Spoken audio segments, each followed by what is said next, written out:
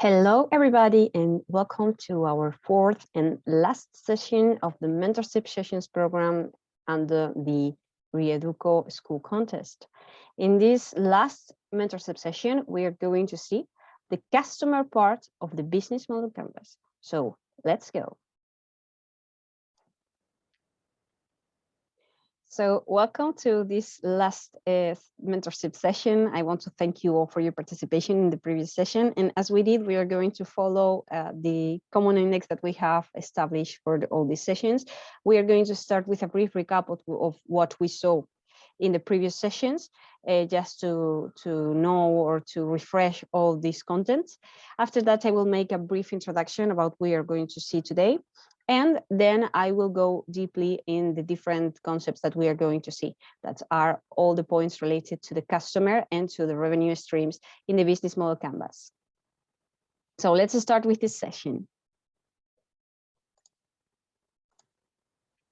And as we can see here, in this brief recap, in the previous sessions, we saw different points. In the session number 2, we saw the value proposition after defining the problem and the solution. And this value proposition is what is going to make the difference in our solution. And in the last session, session number 3, we saw the internal part of the business model canvas. And this internal part is the part that we conceive and that we see as a business. It is going to be, it is going to gather all the points that build our business. Okay, so we saw the key activities, which are the different things that we are going to do in order to meet the value proposition.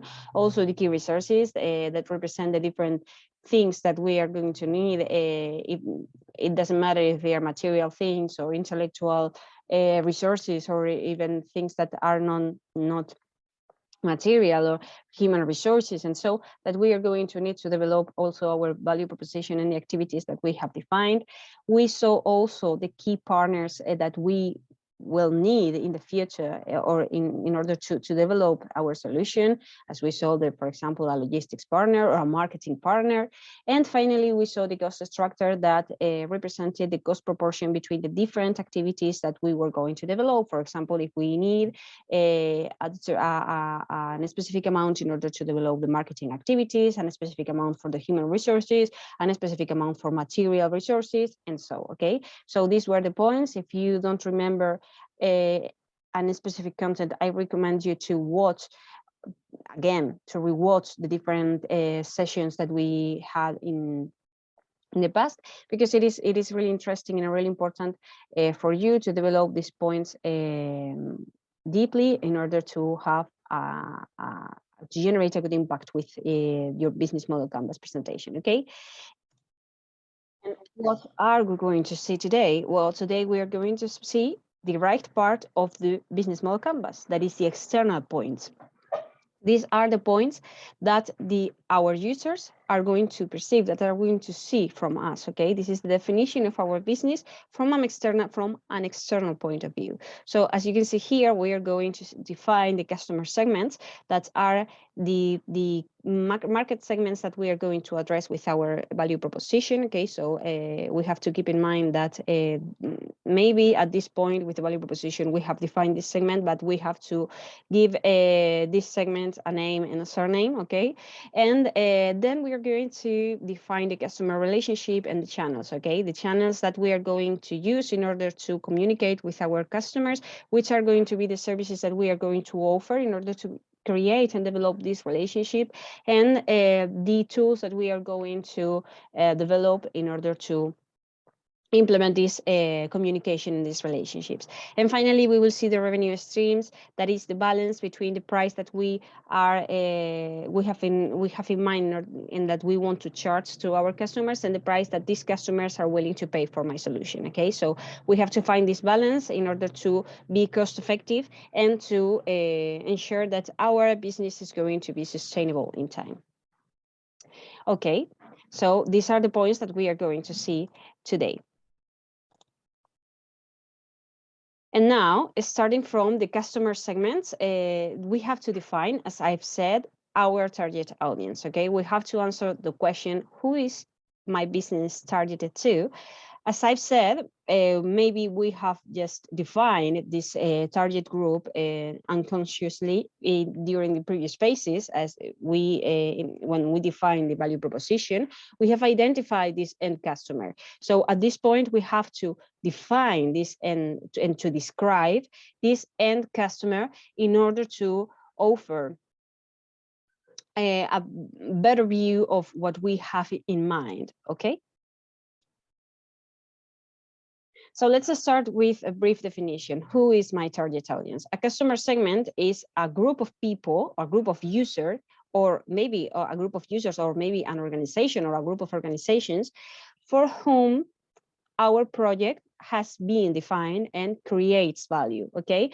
So those users have different problems or different needs that we are going to meet, or we are going to satisfy with our solution. It doesn't matter if our solution is a material solution or is a service, okay? But we have to keep in mind that our solution has to answer these needs, has to satisfy these problems that they have, okay? So in order to properly define this target group, we have to keep in mind different kind of features or different kind of characteristics that we have here in this slide, okay? So on one hand, we have to wonder ourselves the different geographic characteristics that define our target group, okay? This is really important because, for example, if you are placed in Spain, you are not going to find the same problems or the same needs that if you are placed in Finland. For example, we know that starting from a simple point, the weather is completely different in Finland than in Spain. So you are going to find different problems or different situations in these two countries, okay? So it is really important to place geographically our end customers, and if our solution is going to be international, maybe we have to make a description or a definition to find the common features that all the people are going to have independently of their geographical space, okay? And at this point, for example, it's really important also to wonder if our solution is going to answer the needs of a person that lives in the city or the needs of a person that lives in the country, okay? Because it is really different, the lifestyle of a person that lives in the middle of the city, because maybe they are going to have a different means of transport to move from one part to other of the city. Maybe they are going to have a more stressful life, or maybe they are going to find a lot of services that you cannot find in the country, or maybe they are going to miss the fresh air of the country. And on the other hand, if you live in the country, maybe you will have more difficulties to move from the country to the city, or maybe you will find some difficulties to find specific services in the place in which you live, because your city is smaller than the place in which you live is smaller than the city, and maybe you cannot find, for example, a specific shop, or maybe according to medical services, the medical services that you will find in the city will be different from the ones that you will find in the country. Okay, so these are points that you have also to include in your geographical definition of your customer segment, okay? Then you have also the socio-demographic characteristics, okay? These characteristics are defined by the age. For example, you know that there are different generations. You can find millennials, you can find the Gen Z also, and they have different features. I recommend you to search on the internet the different features that you have according to the different generations. So, for example, if you are targeting your solution to young people, you will have millennials and Gen Z instead of boomers or other generations that are older, okay? And this social demographic, you have the age, and you have also to take into account the earnings. Maybe if you are developing a solution for which you have to pay, you have to take into account that if this solution is addressed to young people, they are going to have less earnings than older people. So you have to adjust the price to this characteristic. Also the family, maybe if they are young people, they are going to have parents, and or maybe they are going to have siblings of the same age, and the family situation is going to be different. Maybe they are not going to be married, and they are not going to have kids if they are really young. For example, if we are talking to people that is attending to the institute, to the high school, or even to the university, most of them are not going to have a family on their own. So this is also a characteristic that you have to take into account. And also the civil status, as I have said, they could be married or not married, or they could be divorced. All the civil status also affect and generate an influence on the customer segment that we are defining. And the religion is also an important thing to take into account, because maybe it is going to determine some habits in their daily life, and so, okay. And then you have the psychographic features, and these psychographic features refer to the habits that this person have. For example, if you are addressing, as I've said, let's continue with this example, an app that it is going to be addressed to people that is at high school, and it's really young, as you, for example, the habits are going to be completely different from the habits that a person that is working in an enterprise and that has 2 children, and they are going to have completely different habits. Okay, so you have to take into account this.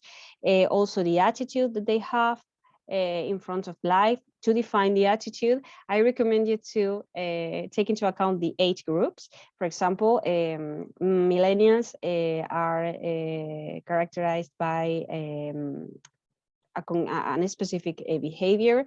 Millennials are more frustrated, for example, and you have to take into account that, because it is going to be the general attitude that they are going to have in front of life. So just take into account that they maybe your target group is going to be to have a frustrated attitude. So how could you solve that, or to meet this need? Also the lifestyle, if they are young people, they are going to have a different lifestyle, or if you are addressing people that loves sports, maybe they are going to be really active in the daily life, and this is something that you have to take into account. And maybe this lifestyle just has other problems. For example, I like to exercise, so I do not have time for other things. How could I reschedule my daily life in order to find time for other things that I like, for example? And also the personality of your final user. Okay, you have these are more related to the person itself. And then you have the behavior of your target group, which are their routines. I wake up every day at 9 o'clock and I exercise, or whatever. Okay, which are the routines that they are going to follow, which are their hobbies. As I said, if you are focusing on more active population, maybe doing sports is going to be one of the hobbies, and the willingness to pay. And all of these characteristics are related. For example, the willingness to pay of a person that is younger and that belongs to a high social class, it is going to be higher than the willingness to pay of a person that is younger but has a lot of things to pay. Maybe they are not going to pay for your app. So okay, this is something that you have to take into account, especially if you want to fix a price for your final product. I give you here a tool that I recommend you to implement in your business model canvas. Maybe you can use the slide that is dedicated to the customer segment. You can include this template that I have put here. And the user persona is a tool that helps us to understand your customer segment. I recommend you to create 1 or 2 user types that will act as the general profile and that will represent the whole target audience. Okay, you have to make a really general description of your ideal person. Okay, if you have to define someone that will be your perfect buyer, this is the tool to describe this perfect buyer. Okay, so I recommend you to include a picture You can find, for example, photos, beautiful photos and free photos in Unsplash. It's a website. I will send it. I will include this website in the description of the video. You can include a photo. For example, if you are addressing this solution to young women, you can find a picture of a young woman and put it there. And generate a brief profile. The profile will include the name.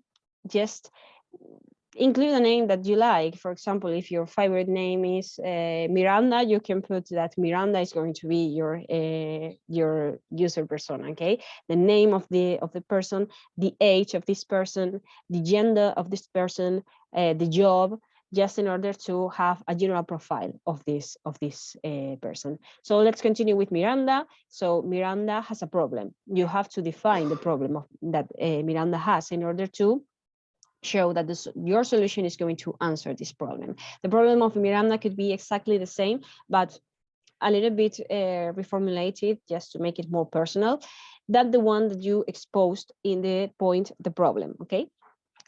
Then you have to put some quotes of your user persona, just in order to let us know and to make it funnier, this fictitious character. For example, an example of a quote could be, I am Miranda and I love to exercise myself during weekends, but I love playing tennis. I love going out with my friends on Saturday evenings. That will be like some quotes that could be a little bit descriptive, okay? And then you have to put some info about the personality of your character, okay?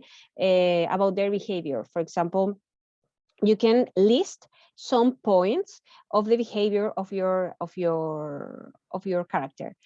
I don't know. For example, I love playing my favorite sport or their favorite. Just in this point, I recommend you to speak in third person, okay? She loves playing tennis. She loves going out with friends and visit Italian restaurants, for example. She loves, she has a job as marketing director and things like that. Just to describe the personality of your character. And then we are going to start with the technological skills and the technological part of your user persona. So first of all, you have to put the technology skills. At this point, you are going to describe if your user knows how to use the technology that you are proposing. For example, if you're proposing an app that uses augmented reality, maybe your user should be familiarized with that kind of apps. Or if you're going to include a chatbot in your solution, your user should be familiarized with this, should be familiar with these chatbots, okay? For example, you can put that she uses an app and she communicates with the app using the chatbot instead of calling to the call center of the app, okay? So at this point, you are going to put if this person has a web page development skills, or if she's familiar with SEO techniques, if she uses sustainable technologies, if she's familiarized with artificial intelligence or big data or analytics, whatever. Okay, here you're going to put the technology skills that this person has. And then you're going to include which kind of devices and platforms she uses. So for example, Miranda has a smartphone and a tablet, and she has the Nike training app, and she has also the app of their gym installed in their mobile phone. She uses, for example, different web pages to buy online clothes. For example, Oysho, that is the Inditex sports brand. if she uses YouTube to follow some training tutorials, or if she uses Instagram to share their training routines and things like that. Okay, so at this point, you're going to put all the devices and platforms that Miranda uses. And finally, you are going to put the apps that that Miranda uses, okay? Which are the ones that she uses more regularly. Social media apps, for example, Instagram, delivery apps, if she, for example, uses, I don't know, Just Eat to order, or if she uses other apps to order food or to order whatever, if she uses car sharing apps, or if she as she's really active, she is using, for example, these bike sharing apps that some cities have, and she hasn't to buy her own bike, or if she uses also the public administration app. If you have a smart city solution, maybe she should be familiarized with the public administration app of their city. Retail apps for shopping, for example, as I've said, Oisho and Amazon, other marketplaces, all the devices that you could find interesting and related to your solution.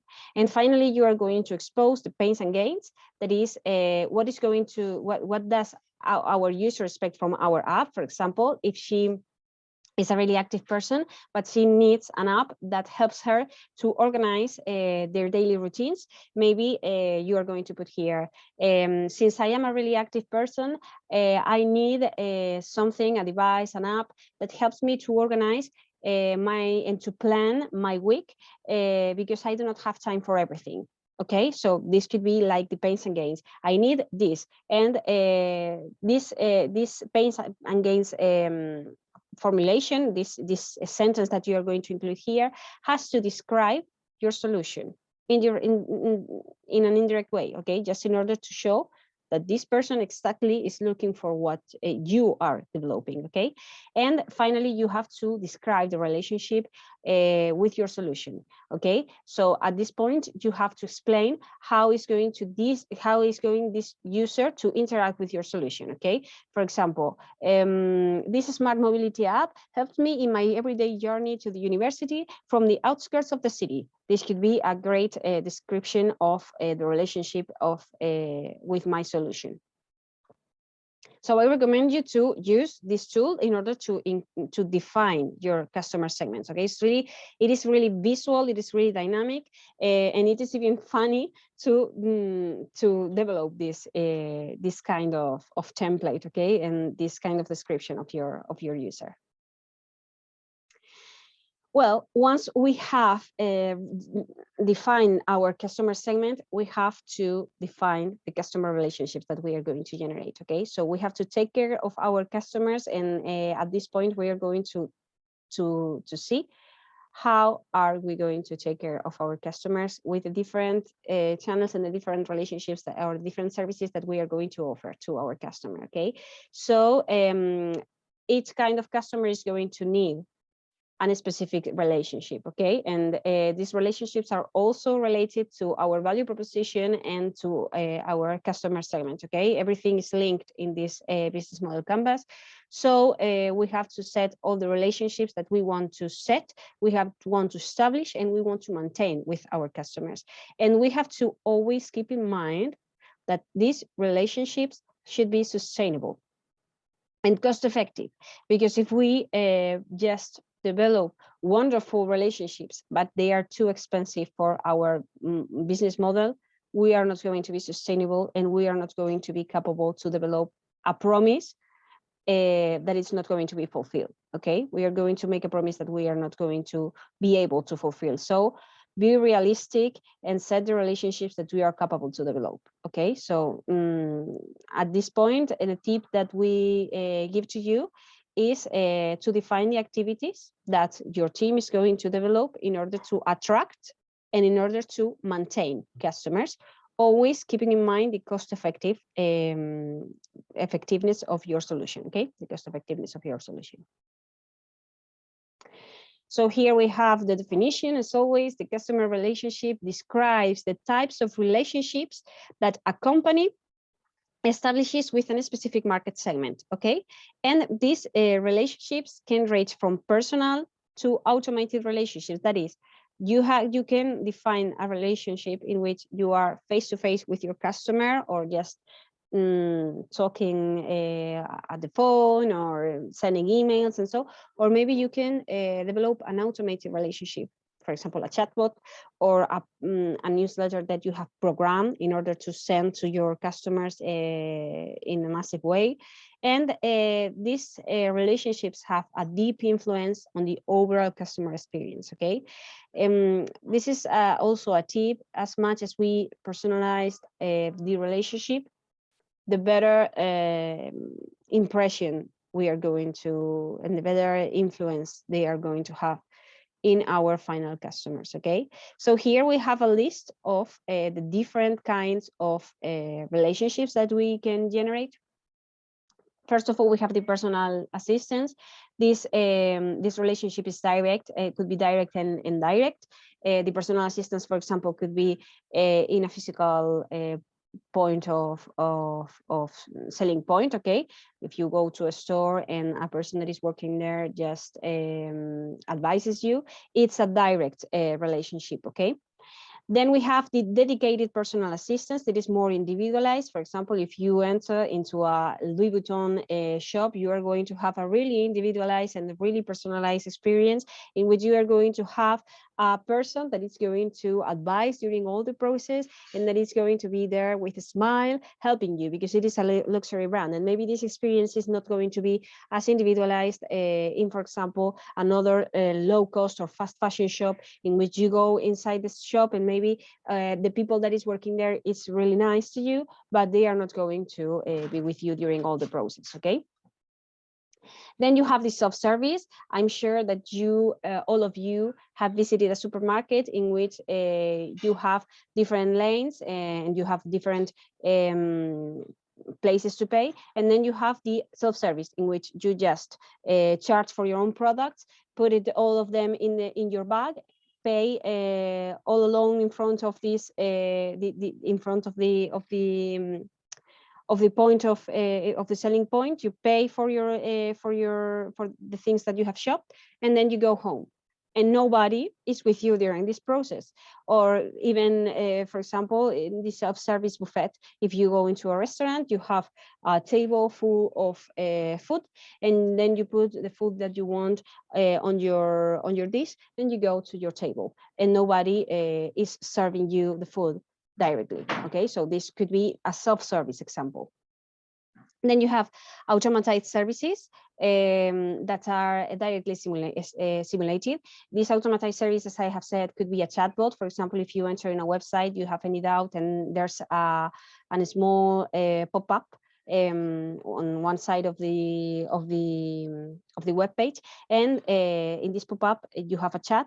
You make questions, and the chat answers you automatically using artificial intelligence, and gives you a solution to simple questions, okay? And if the chatbot is not able to solve your problems, the chatbot just sends you an email, or sends you a contact email, sends you a contact phone, just in order to address you to a person that is going to answer to your needs, okay? So the automated services will be, for example, a chatbot. Then you have, you can also create a community that is a collective. For example, if you have a group of users that are using your app, maybe you can create a community, and in this community you can offer activities, you can offer a more personalized attention. And so, for example, there are some brands that with the different usual buyers create communities even on WhatsApp or Instagram, and they offer special prices or special products to this community, and they have a name, and they have this belonging, they have this feeling of belonging to something bigger, okay? And to have just a direct participation on the brand. And finally, you have the co-creation. The co-creation customer relationship means that you are going to involve your customer in the creation process, okay? For example, in these communities, some of these customer relationships are could be combined, okay? So for example, in this kind of communities, maybe you are going to find or you are going to have a person that is going to directly ask. For example, for this season we have these two colors. Which of these two colors do you like the most to develop, for example, or to create the new shirt that we are going to have as the best products of the next season? And they make a voting, they initiate a voting process, and this community votes for their favorite color, and then they use this color to create the best product of the season, okay? So or the color that is going to be the main color of the season, and this is how they participate in the process, okay, in the co-creation. Or maybe you can use comments and suggestions and other tools like surveys and so, in order to ask to your customers which are the points that they want to improve, and then you implement these points that they have suggested you. And this is also a co-creation process in which you have an initial version of your product, and the customers help you to refine this process, this product, and to improve this product according to their particular needs, okay? So this is also a co-creation process, and this leads to really good results because it is really easy to ask to your customers what they want and to see which of these suggestions are easy to implement and are going to lead to better benefits to your company, okay? Here we have some examples in the personal assistance. As I have said, we have the direct personal assistance, we have face-to-face or by telephone calls and physical stores. And so the indirect relationships are by email technologies or maybe using newsletters or social media in order to address them in an indirect way, or even to answer some suggestions through the private direct messages. Then the individualized experience, it is fully customized communication. Your customer has to feel like they are the only customer of the brand. You are going to send personal emails. You're going to send them personal newsletters, personal offers, and so. And all of these products are specifically created for them. And for example, some examples of this kind of relationships are the private banking. If you go to private banking because you have a huge amount of money, the bank, the people that works at the bank are going to give you an special attention, and you are going to feel like you are the only customer of the bank. And also luxury brands, as I've said, Louis Vuitton or Loewe, and so, okay.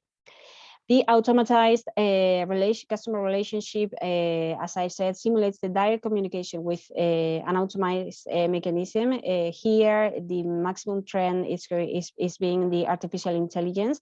These first tools that we are seeing are chatbots that are more and more sophisticated as the time goes by and the technology evolves. In the self-service, for example, you have e-commerce is a great example of service. If you enter into the Amazon marketplace, you perform the whole purchase process without anybody assisting you. Then also a call center is a self-service. You call for your need, and you are going to maybe an automatized service is going to answer for your different needs. And in the e-commerce, we have marketplaces as Amazon, for example. The communities, for example, the social media closed groups, as I have said, these WhatsApp groups that we have in order to generate a more dynamized communication, or any specific community, they can even meet physically, or maybe you can create a loyalty program. For example, Sephora has a great loyalty program for their customers, and it is amazing the different the relationship that they create with this loyalty program. Here you have some examples. Sephora and Microsoft are some examples of these loyalty programs that are really well developed and really well implemented. And finally, we have the co-creation, the social media interactions and publications, in which you interact and you listen to your customers in order to improve your service or your product in a continuous way. The reviews and the images, the video of their experience. For example, you can ask to your customers to create your marketing. There are some brands that include the pictures of their customers with their products, and they publish these pictures in their social media, so they do not have to create and to generate this content, because the customers are generating this content and they are using this to promote themselves. Okay, and it's a real a real way to show that the customers are happy, and it generates a lot of confidence in other potential customers to buy your products. If not the most famous influencer is promoting the product, but your neighbor is promoting this product, you're going to see more reliable you're going to see that this brand is more reliable, because they are not paying to these people to say these good things for the product. Okay, they are just generating this engagement, because they are real people, not people that are being paid for this service. You can also create podcasts about the product or service,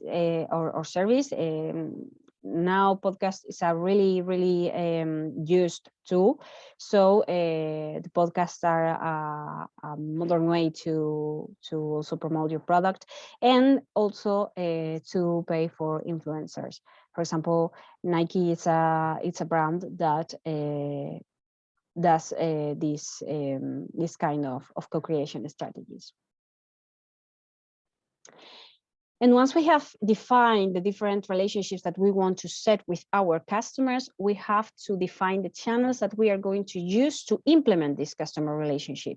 So these channels that are the tools that we are going to use help us to reach our audience, okay? So we have to define the methods of communication that we are planning to use in order to spread the word about my business, and to reach new customers, and to reach also our key partners, because the communication channels are also really important to create synergies with potential partners, okay?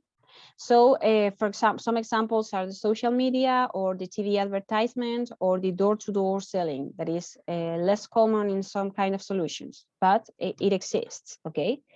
So these channels are going to describe how the company communicates and how the company reaches the market segments in order to deliver the value proposition, okay? So the communication, distribution, and the sales channels are the interface with the customers and with the partners, and are the touch points that play an important role in the customer experience, okay? If we have a great definition of our customer relationship, but we do not have the proper channels, we are going to fail in our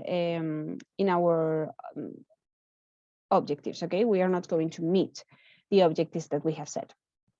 So these channels have different purposes. So on one hand, they help us to raise the perception about among our customers about the company and the products and services. For example, if we are a fashion brand, we have to be on Instagram, and we have to use a really aesthetic and a really visual and beautiful communication if we want to reach our customers.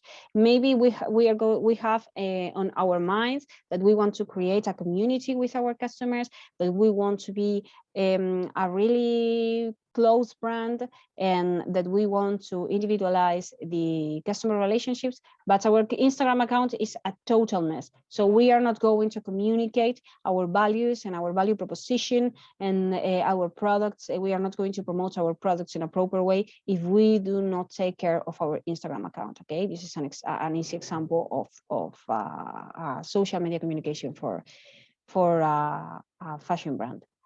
It also helps the customers to evaluate the value proposition, okay? If the channels that we offer to our customers work properly, and they meet the promise that we have made with our brand and our solution, the customers will perceive and will evaluate in a positive way our value proposition. And we are going to allow also our customers to purchase the products and the specific service through our channels. For example, if we have a website and in this website we include our e-commerce, we are going to allow our customers to buy our solution through this e-commerce that is on our website, that it's a great channel to communicate and to deliver the value proposition to the customers.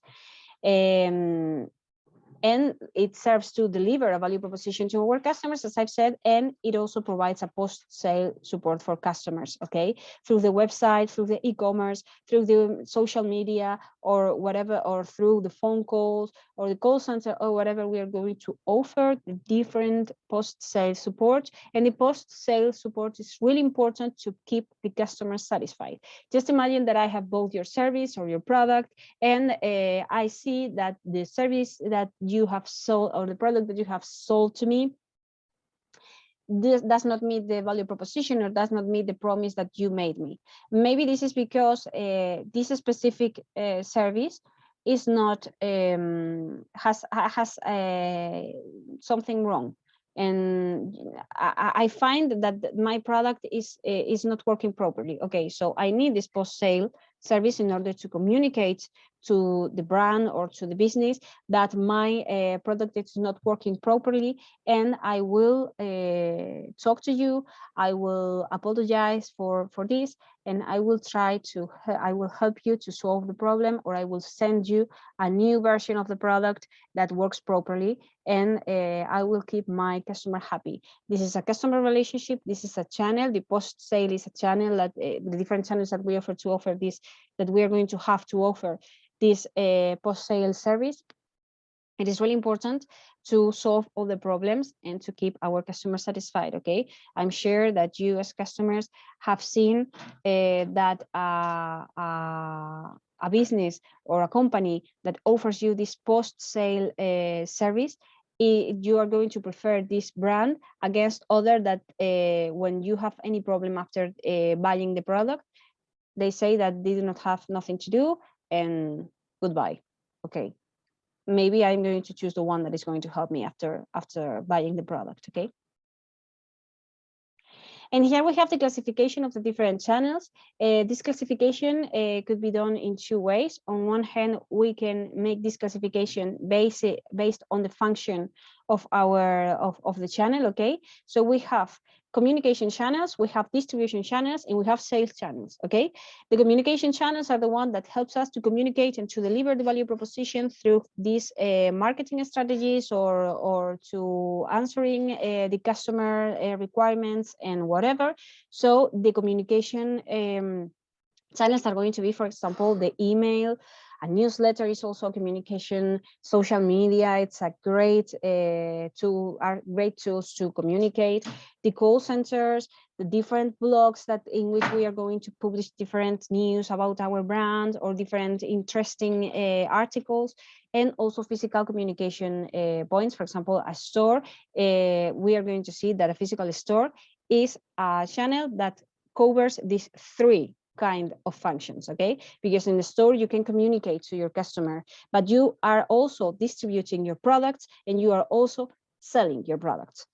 The distribution channels could be owned by the brand. Okay, for example, the own physical sales points. When we go to a Sarah store, we are in a distribution point.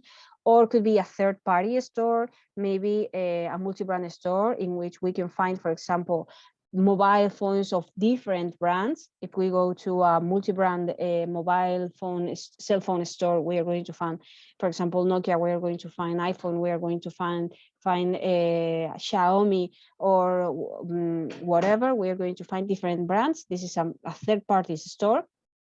Then we have our own e-commerce. For example, Zara has its own e-commerce, or we are going to sell our products through a marketplace such as Amazon, in which we can find different stores and different brands in the same place. Okay, and then we have the sales channels. Okay, and the sales channels promote the sale of our products. For example, if we are in a physical store, we can offer free samples of our product to the customer, or we can offer complementary products to the one that the customer is buying. For example, if I am buying a cell phone, I could sell you the case of the cell phone, and I am promoting sales. Or special offers or fairs. If I go to a fair, maybe I could promote my products or my services. For example, there are tourism fairs, there are fairs about technology, fairs about the automobile fair, and so, okay, these are presential events that help us to promote our products, and other kind of events. And then we can also classify the channels according to the customer relationship, okay? We have direct and indirect communication. The direct could be the web page, the commercial department of the business, the sales department too, or the own stores. And the indirect are the third parties web, stores, agents, or newspapers, the not owned or controlled media. Maybe if for example, we are being announced in other web pages, this is an indirect communication, okay? Because we are not having total control of what is being said in this web page. And the final point that we are going to see are the revenue streams. The revenue streams is the point that is going to help us to fix the price strategy that we are going to follow, okay? So we have to wonder ourselves, how will my business make profit, and where will the revenue come from, and which is going to be the price that I'm going to fix for my product, okay? So you have always to find the balance between what you need to charge and what is the amount the customer is willing to pay for my product, and to see if the price that I'm going to fix, it's going to be able to maintain my business. It is going to be able to make my business sustainable. So we have two kinds of revenue streams. As I've said, it represents the money that the company generates from each market segment. And if customers represent the heart of the business, okay, my customers are the heart of my business model, the streams are the arteries of this heart, okay? So we have on one hand, the one-time customer payments. I go, I pay for the service, I obtain the service, and I do not pay anymore for that. And the continuous service payment, okay? That I'm going to charge a fee, monthly, weekly, daily, I don't know, it is yearly, for this service. For example, I'm sure that you want to consume Disney Plus, you're going to pay once per year the fee that Disney Plus offers you, and you're going to enjoy for the service during a year. And if you are consuming Netflix, you are going to pay a monthly fee, okay? You're going to pay a fee of €8, for example, per month, and you're going to enjoy of your Netflix account during 1 month. And next month, you're going to pay again for another month. And when you want to interrupt the service and you don't want to use Netflix anymore, you stop paying, and your month ends, and you are not going to have more Netflix. Here we have the different models of revenue streams. As you can see here, there are lots of kinds of revenue, of price strategies. On one hand, you have the direct sales. You can find that kind of price strategy in physical and in digital stores, in both of them. It is really, really easy to understand this kind of price strategy. You acquire the product and you pay for it. The easiest example is if you go, for example, to a store, you want a pair of sneakers, you pay for the sneakers and you go home with your sneakers. Or maybe you enter in the e-commerce, you pay for the sneakers, they deliver these sneakers to your home, and that's it. You have finished the relationship with them. You pay, you acquire, you pay, that's it. Then you have the solution pay-per-use. Pay-per-use is that you pay for the service, a fee, in order to use it. For example, your cell phone, you pay monthly a fee to use your cell phone, not the cell phone, the services, the internet service. You pay for the internet, you use the internet. That's it.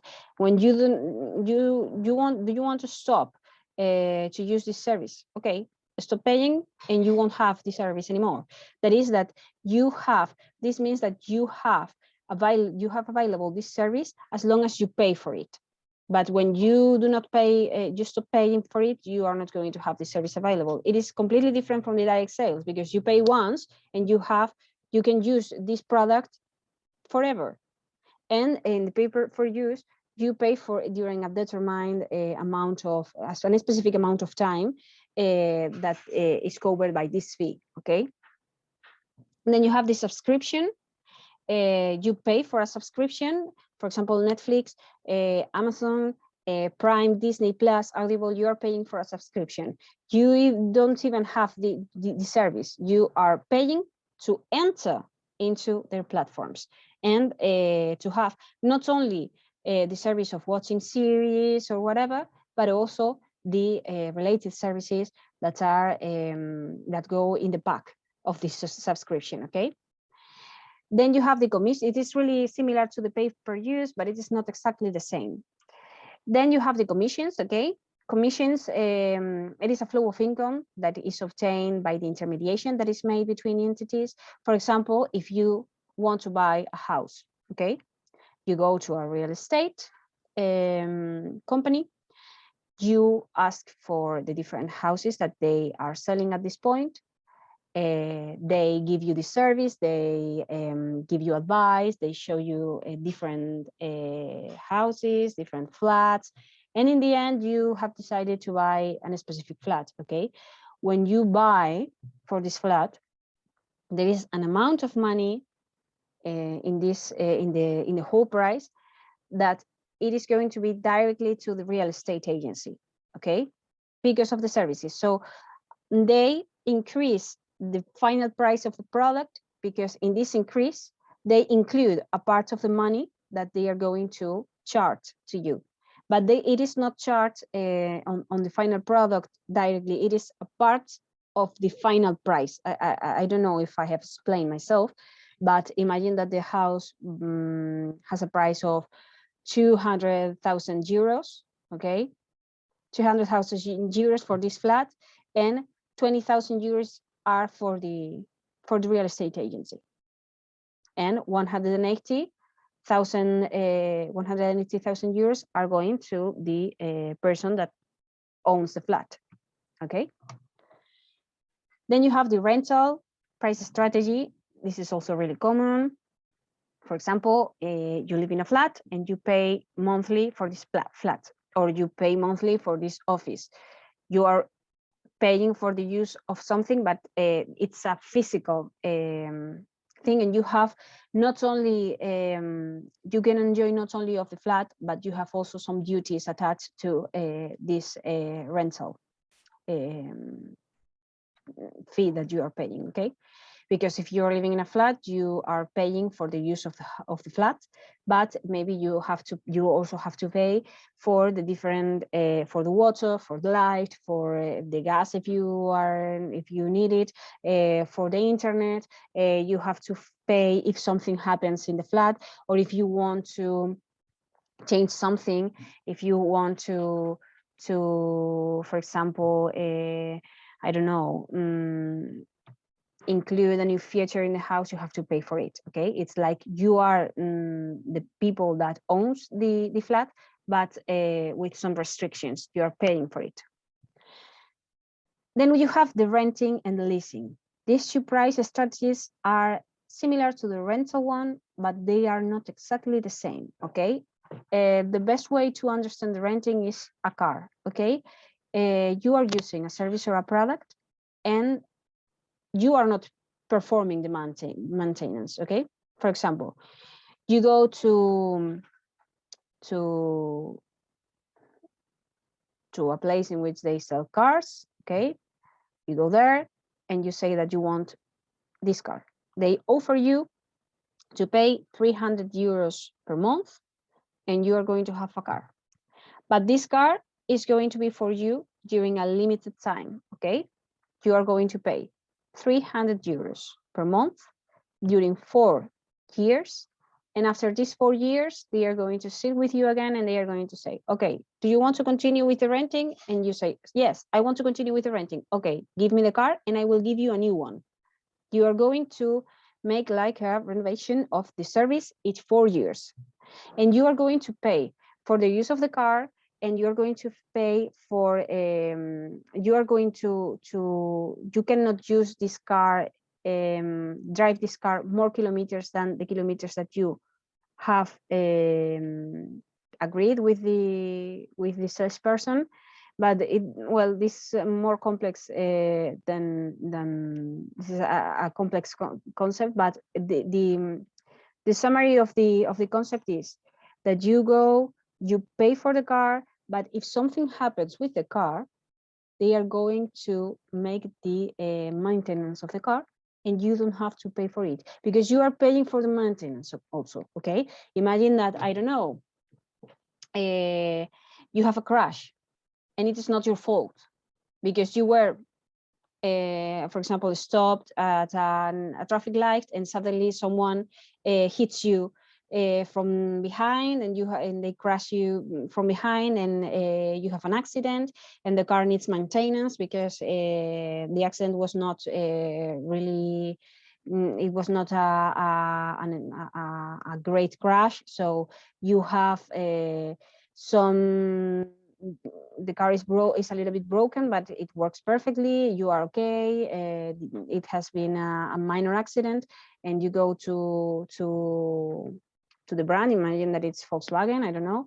You go there, and they just repair and make the maintenance of the car, and they do not charge for that because you are paying 300 euros per month, and in these 300 euros includes the maintenance. And after the time that you have agreed with Volkswagen, you have to return the car.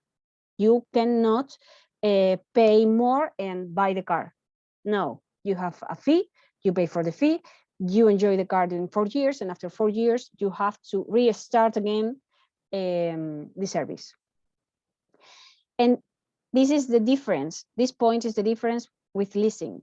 Leasing is the same, rent is the same. You pay for the car, they do the maintenance and whatever, and all the things.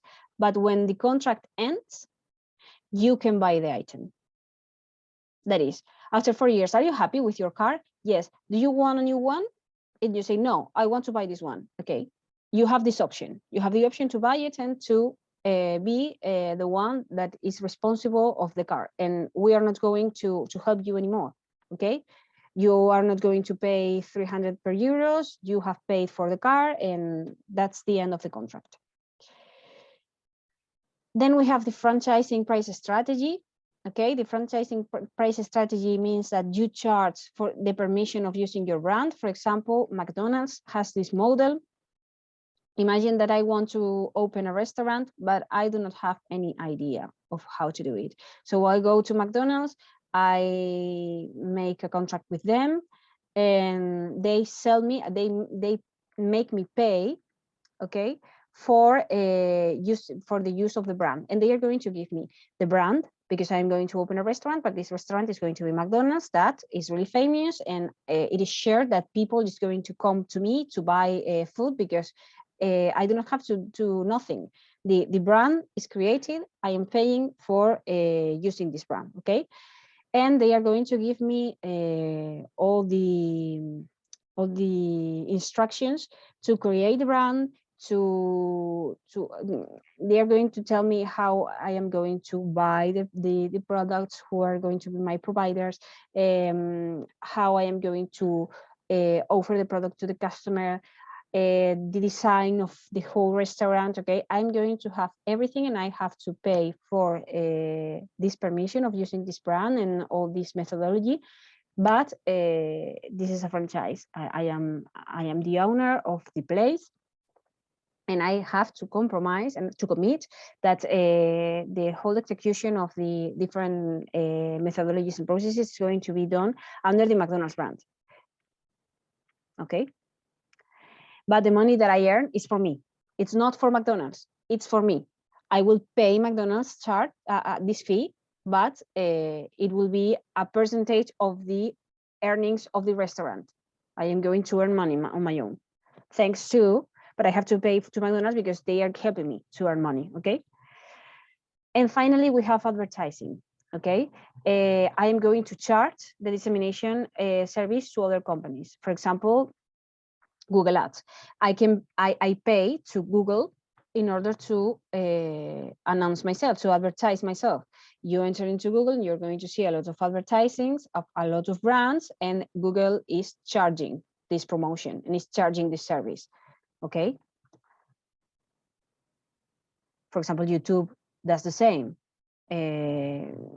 Each time that you watch an advertisement on YouTube, YouTube is charging for this advertisement, and it's earning money from you because it is helping you to promote yourself, okay? And now, once we have seen the different points, we have seen the customer segment, we have seen the customer relationships, the channels, and the revenue streams, okay? In the revenue streams, you have to define the price, and you have to define the price strategy, okay? Between all of these, among all of these solutions that you have here, you have to tell me which are the ones that you are going to implement in your business model, okay? And also the number of that you are going to put to fix your price, okay? And once we have seen all these points, it's your time. It is going to be the last exercise that I'm going to ask to you. You have to fill all these points, these 4 points that we have seen today, to describe them and to send it to me before the end of submissions. That is going to be the 31st of May. Before that, you have to send this exercise, and you will receive feedback from the mentors about your work, and that will help you to improve the final presentation of your solution, okay? So thank you very much. This is the farewell, because this is the last session.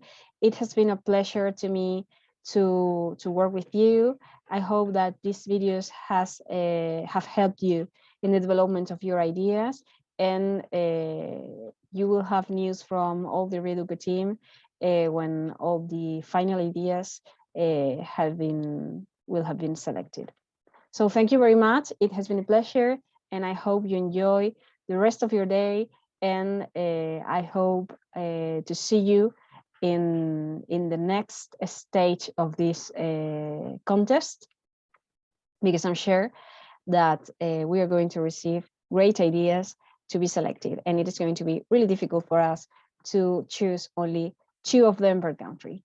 So once again, thank you.